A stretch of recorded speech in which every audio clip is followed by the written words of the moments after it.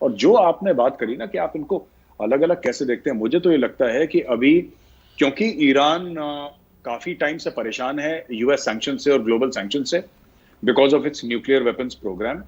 इसके लिए और भी इनकी हरकतें हैं जिनकी वजह से वो सैंक्शंस में है। मुझे ऐसा लगता है कि ये ईरान के लिए बहुत घातक, बहुत फेटल सिद्ध होगा। उसका रीजन है, ऐसे मुल्कों में छोटे मुल्क जो होते हैं ना, जैसे ईरान है, Iran is geographically small, population wise भी उसकी ज्यादा नहीं है। ऐसे मुल्कों में हर समय यह देखा गया है कि मैं आपको मैं कैसे बताऊं आपको ताहिर साहब, जैसे कि आप देखिए जहां जहां पे चाइनीज इन्फ्लुएंस है वो सारे के सारे छोटे मुल्क हैं। अब आप कोई बड़ा मुल्क नहीं है उसमें, सारे के सारे छोटे मुल्क हैं। पहली चीज, सारे के सारे ऐसे मुल्क हैं जिनकी इकोनॉमी या तो बैठी हुई है या हल्का हल्का उठ रही है, राइट। ये एक किस्म के मुल्क हैं जहां पे एक एलीट रूल करता है ना। और ऐसे मुल्क हैं ज्यादातर जहां पे इतनी मजबूत डेमोक्रेसी नहीं है। तो इसमें क्या होता है कि टॉप लीडरशिप को करप्ट करना बड़ा आसान होता है। वहां पे ये $100 मिलियन आयतुल्ला को देंगे, ये अहमद जिनाद या उसके 2-3 बंदे होंगे उनको $100 मिलियन देंगे। इन्होंने यही तो करा श्रीलंका में भी। That is exactly what they did in Pakistan also.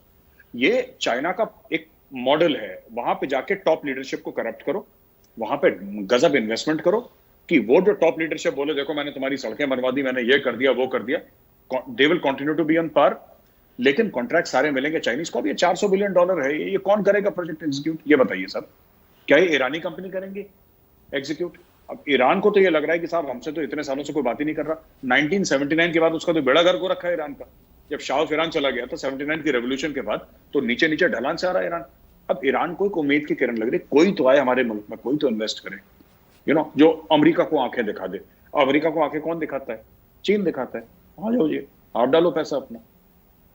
But इससे क्या होगा कि जब ये कर देंगे ना तो बाकी दुनिया इनके लिए बंद हो जाएगी। Then they will become more and more dependent on the Chinese. जैसे पाकिस्तान हो गया ना, पाकिस्तान क्या करे, उसको पता है कि गड्ढे में जा रहा है, लेकिन पैसा कौन देगा? पैसा बीजिंग देगा। तो आप दोबारा बीजिंग के पास जाओगे, आप दोबारा बीजिंग के पास जाओगे।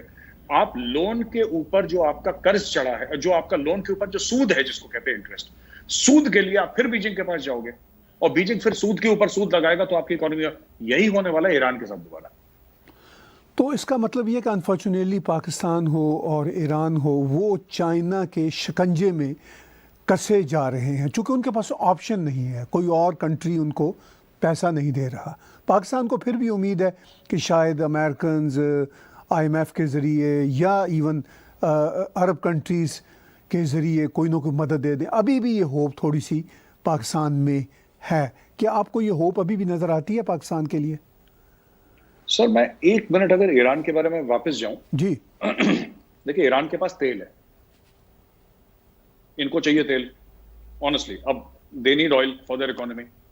अब सऊदी अरब से अब इनको लग रहा है कि साहब ये ऑयल वाला मामला बड़ा लंबा चौड़ा हो रहा है, डायरेक्ट लैंड रूट है यहां से, तो अब ये लोग तेल लाएंगे ये ईरान से, बिल्कुल लैंड रूट से ही तेल ले जाएंगे। अब ईरान को क्या लग रहा है, अगर ईरान को यह गलत फहमी है ₹1 की कि चाइना इनको डॉलर देगा और ये इनको तेल बेचेगा, तो सॉरी, चाइना इतना बेवकूफ नहीं है। या तो चाइना अपने करेंसी में इनको पैसा देगा, जैसे कि पाकिस्तान में बोला था कि तुम चाइनीज करेंसी पाकिस्तान में चलाओ, बात हुई थी कुछ साल पहले। या फिर चाइना बोलेगा कि ठीक है, हम तुम्हारे यहां इन्वेस्टमेंट कर रहे हैं और तुम उसके एवज में हमें तेल दो।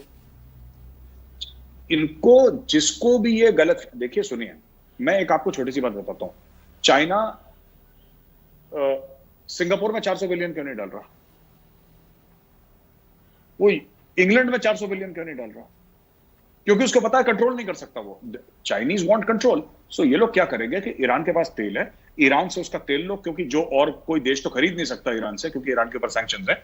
ईरान से उसका तेल लो और तेल के एवज में बोलो कि ठीक है, हम तुम्हारे इंफ्रास्ट्रक्चर बना देंगे। ईरान की सड़क बना दी, ईरान का ये कर दिया वो कर दिया, जो भी ईरान को चाहिए पूरा काम कर दिया। लेकिन वो सड़क बनाएगा कौन? चाइनीज। लेबर कौन होगा? चाइनीज। कॉन्ट्रैक्टर क्या होगा? चाइनीज। तो आपको ईरान को आपने पैसे दिए, वही पैसे वापस चाइना में चले गए।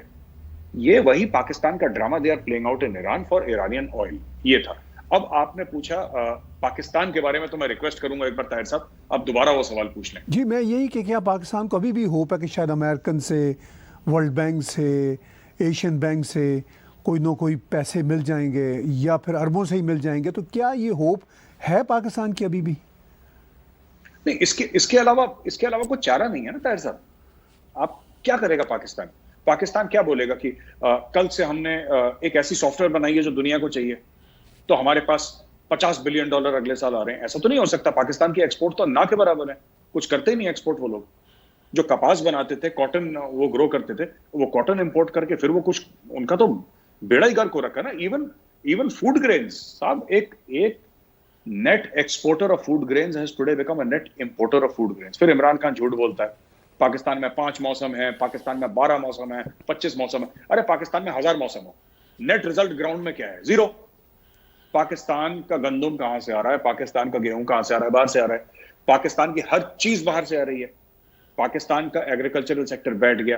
तो भाई पाकिस्तान के पास ताहिर साहब और कोई चारा है नहीं कि बाहर से पैसा मांगे। इससे क्यों भीख मांगता है इमरान खान? क्योंकि इमरान खान गलत नहीं है। इमरान खान, इसमें इमरान की गलती नहीं है। वो क्या करेगा भाई? आपके पास है क्या? देखिए, आपके पास पैसा कहां से आएगा? आप एक्सपोर्ट करेंगे, कोई आपको डॉलर देगा। यही तो बात है ना। फिर आपके फॉरेन एक्सचेंज रिजर्व्स हैं। आप कुछ तो एक्सपोर्ट करते नहीं।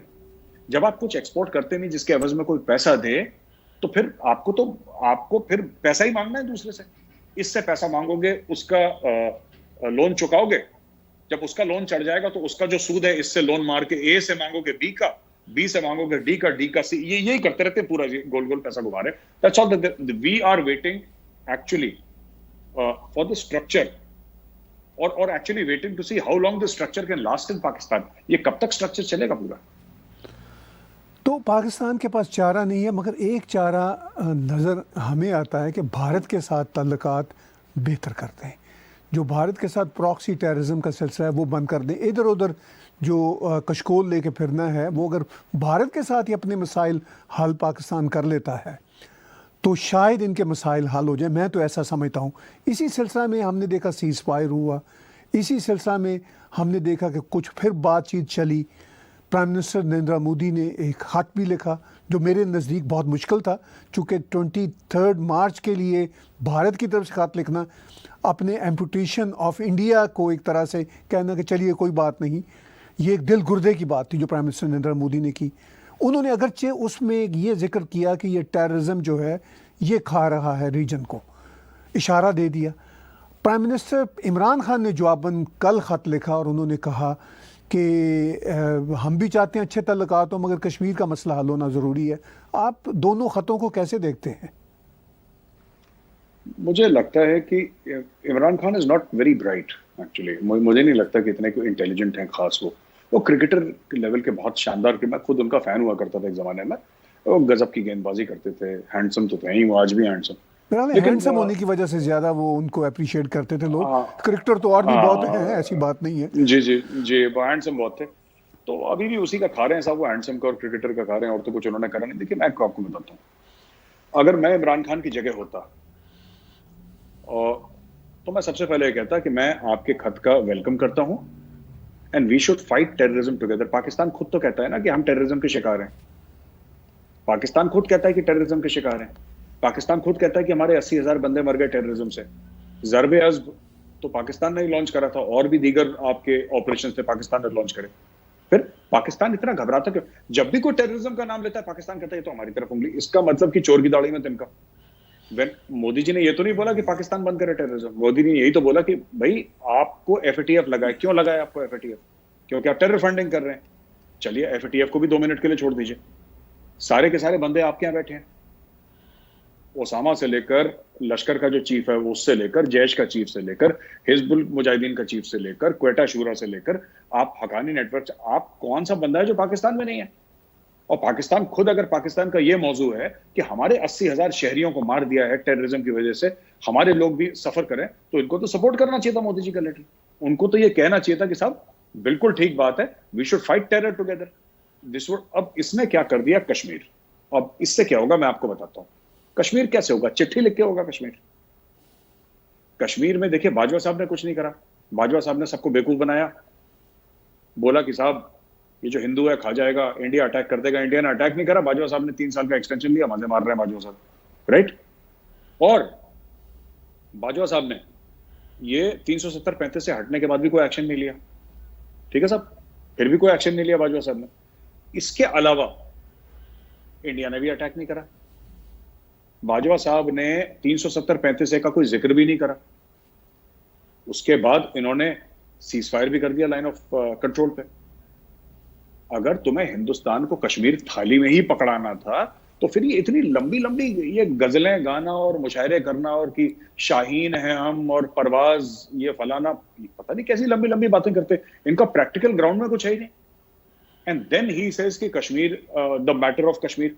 देखिए, ये कहते हैं कि इंडिया के साथ हमें बातचीत करनी है। इंडिया को कोई जरूरत नहीं इनके साथ बातचीत करने की। मैं आपको एक बात बताता हूँ, ठीक है, मुझे नहीं पता बाहर से यूएई से प्रेशर आया, कहां से प्रेशर आया, किसने चिट्ठी लिखी, पर इंडिया को कोई जरूरत है नहीं बात करने की इनसे। ये लोग उछलते रहते हैं कि मोदी जी का खत आ गया, मोदी जी ने ट्वीट कर दिया, नेक ख्वाहिशात भेज दी। इसी में पाकिस्तानी मीडिया सर के बल नाच रहा था 4 दिन तक कि मोदी ने ट्वीट कर दिया। देखिए, इंडिया कभी नहीं करेगा। मैं आपको आज एक प्रिडिक्शन कर दूं ताहिर साहब, India will never ever do it sir, it will never ever do it. India कभी नहीं करेगा ये जो पीछे हटना और ये कश्मीर इंडिया का एक 1994 का एक पार्लियामेंट का रेजोल्यूशन है कि पीओके और गिल्टेन पाकिस्तान हमारा है। हमारा पार्लियामेंट का रेजोल्यूशन है सर, और हमारी पार्लियामेंट वो पाकिस्तान की पार्लियामेंट नहीं है जिसको चलते फिरते कोई भी लात मार के चला जाता है, कोई भी डिक्टेटर आता है बोलता है पार्लियामेंट कल से नहीं होगी, बंद कर। हमारे ऐसा नहीं है। हमारे यहाँ पार्लियामेंट सुप्रीम है, पार्लियामेंट जो कहती है उसका वजन है, और हमारी पार्लियामेंट उतनी ही जबरदस्त है जितनी अमेरिका की पार्लियामेंट है या किसी और मुल्क की पार्लियामेंट है जो टॉप की कंट्रीज हैं। हमारे यहाँ पार्लियामेंट के वर्ड्स की सैंक्टिटी है, जैसे सेनेट है अमेरिका में या कांग्रेस है या ऐसे दीगर जो उनके जो इंस्टीट्यूशंस हैं, इट इज लाइक दैट। हमारी पार्लियामेंट ने करा है, इसका मतलब कि वन डे और the other we will take it because that is our stated aim. ये पता नहीं कौन से कश्मीर का राग अलाप रहे हैं, इनसे पाकिस्तान समझ ले रहा है। कश्मीर ले भी लिया ताहिर साहब तो करेंगे क्या कश्मीर का लेके? मुझे तो आज तक ये कोई समझा नहीं पाया कि साहब हम कश्मीर ले लेंगे तो हम इसका ये करेंगे। इनके पास जो था वो इनसे संभाला नहीं गया, अब इनको कश्मीर भी चाहिए। तो देखिए, ये जो खत है फिर इमरान खान का, आप समझ